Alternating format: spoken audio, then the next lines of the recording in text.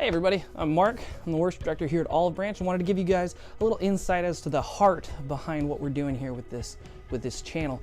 So what that is ultimately just to see God's people more engaged in worship with their God. And to do that, we believe it is so important that we know who He is. So we're starting this channel for the purposes of training worship leaders, volunteers, and really just anybody who's interested in both the practical and the heart aspects behind what it takes to do worship team production. And so that's what this is, and we're jumping right into it with this week on speaking in service. So I hope you enjoy. Thanks. All right, we're just going to jump straight into the why. I think this is the most important of these three questions we're asking: the why, the when, and the how, because it informs those last two. So why do we speak in service? Well, there are so many different reasons as to why, given the amount of different types of service flow and liturgy that you find in churches across America, let alone the entire world. There are a lot of reasons why. I'm going to kind of bring this into just a general principle, and hopefully I'll do my best at keeping it simple. But we should speak in service when not doing so would leave the congregation guessing about what we're doing. In other words, if what you're saying better informs your church body of what they're doing or what we're doing as a worship service is going forward, then you should probably say it.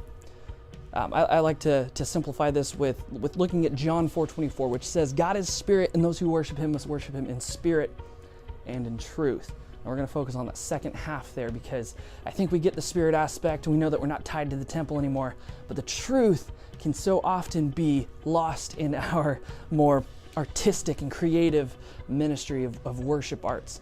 So that truth is knowing the attributes of God. I like putting it this way in an analogy, because I love analogies. If you were to compliment your wife in different characteristics or character traits that she doesn't have, those compliments would mean nothing. So if I were to, for instance, compliment my wife on how well she dunks a basketball, it would be a meaningless sort of compliment, because, no offense, she can't dunk a basketball. It's not an aspect of her abilities, let alone her personality or character traits. So if we do that with God, is our worship hollow? I believe it is. It's good intentions, but we're not worshiping the God of the Bible. So to engage in relationship with the living God, who is real and has characteristics and has character traits, we need to know what those are. So the why of speaking in service for a worship service is to better equip a church to know their God.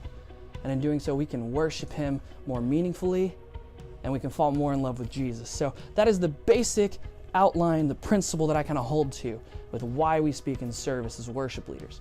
All right, so we have covered off on the why in sort of a broad and general way, but I want to get into the nitty-gritty of the practical aspects of speaking in service. So jumping into the when section, there are, like the why, a ton of answers to this. It really just kind of depends on the style or culture of your church. But I'm going to cover off three different areas that we tend to speak in services as worship leaders here. That is before songs, closing songs, and introing a service. So to start with, just before songs, as previously stated, I think this is so important because we don't want to worship God for character traits that He doesn't have.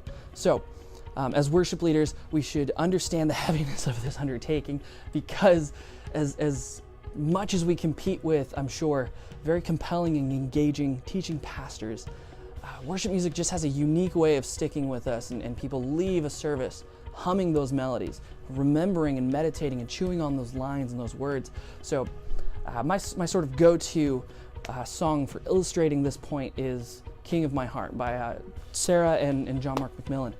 The reason I love this song in this aspect is because I love this song. It's probably my favorite worship song, but I also struggled with doing it in a service for months, just because of one section, and that is the bridge, where I think if you take a step back and look really broadly and generally and without any depth, you get some untruth. And it's to say, the bridge is, you're never going to let me down. It's the basic sentiment of it. And when we look at our lives, when we look at the trials and difficulties that we so often face, it can be very easy to say, well, that's just not true. And so if you're encouraging a congregation to sing, and in their mind they're singing, God, you're never going to let me down, my life is going to be beautiful, then you are setting them up for some failure. And you're also worshiping an aspect of God that doesn't exist.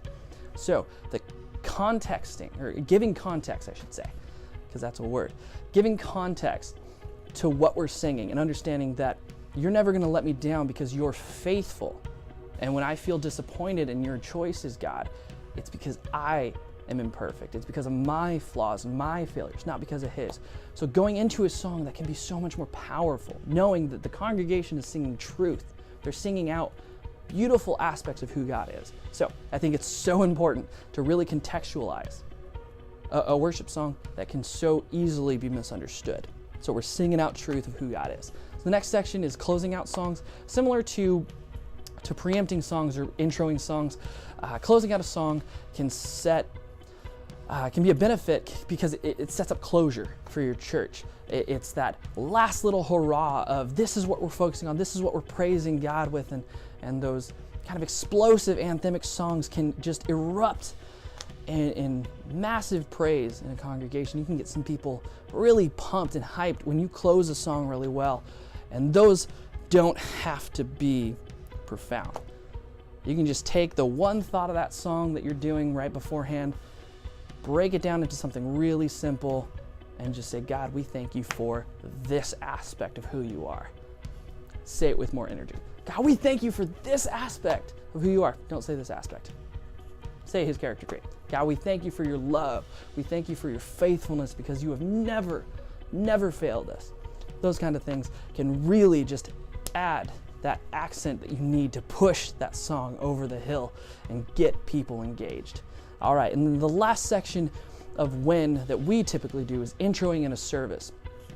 Very similar, again, to before songs. We want to give context to the whole service.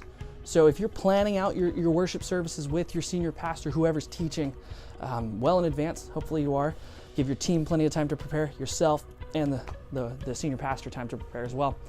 It is so crucial that you just jump straight into the areas that you're covering. So we will be doing some follow-up videos on this point, but here's just a taste of this where. So if you are scheduled in the beginning of a service to really just bring the congregation into worship, bring them into the service in general, kicking off that service with the context of where you're going can really give them expectation, can set up tension, and then when that's resolved, it's like the climax of a movie where you have these character developments, you have this idea that is being carried through a whole of the service, and the senior pastor gets to just close that off with some impact.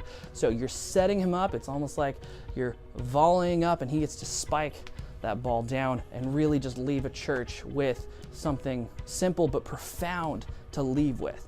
A truth about God, a truth about our relationship with him. That's just so impactful. So that is so important, I think, in introing a service. This could coincide with before a song, but it's also just so important, I think, to really set your church up for knowing what you're doing that day. Pulling surprises can be fun, but I don't think we should leave our congregation without understanding who we're worshiping, why we're worshiping him, and really just who Jesus is. I think introing a service is the perfect place to do that. All right, and here we are at the last point of how, as these questions have been asked through this video, we've gotten progressively more practical, and this is gonna just peak that practical aspect of speaking in service with how we do it. There are three different kind of broad principles, I'd say, that we need to be mindful of as we're preparing or just speaking in service, and that is, first and foremost, do it clearly. Now, I struggle with my diction sometimes because I get excited. I have a very mid-range kind of voice, so I can get a little muffled and muddy in the mix. My fault, not tech's fault, because I don't speak out enough sometimes. But this is so much more than the diction that we bring into a service or speaking. This means that we know what we're gonna say. So we have an idea, we know where we're starting, and we know how we're getting to that idea. It can be so common for worship leaders to just, God, I let the Spirit take over. I don't need to prep. I don't need to practice. I don't need to worry about it beforehand. You're just going to give me that word. And I'm sorry, but God's movement, we need to be prepared for, but we don't need to be unprepared in expectation that he's going to do our job for us. So before service starts, you should know what you're going to say, at least the direction you're going to go. But the more you do it, obviously the easier it is to go on the fly. But even in this video, I have a script that I've written out. I have planned out all this so I can give you better advice. If I were to just go off without any sort of preparation, I wouldn't be making any sense. So go into it with an idea clear in mind of how you're going to get there from the beginning to that aspect. All right, the next aspect that I think we should kind of keep in mind as we're wondering how to speak in service is the shortness of it. Because unless you're in a 2+ hour service, you probably have some limitations as to what you're doing. I know we have about 15-20 minutes of a worship section before the sermon, before the message, and we close out with a single song. That's not a lot of time. You also don't want to compete with the pastor. The pastor has an idea.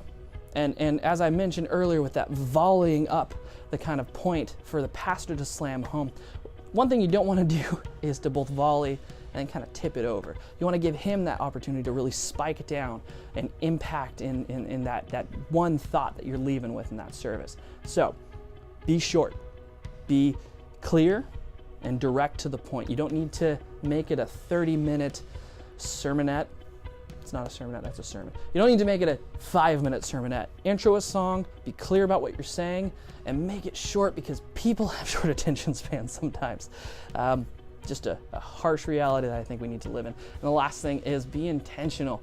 Don't have this idea in your mind. I kind of think we should talk about God's love. What aspect of God's love are you talking about? Are you talking about how he shows it in his faithfulness? Are you talking about how he demonstrated it in his laying his life down to save us at the cross?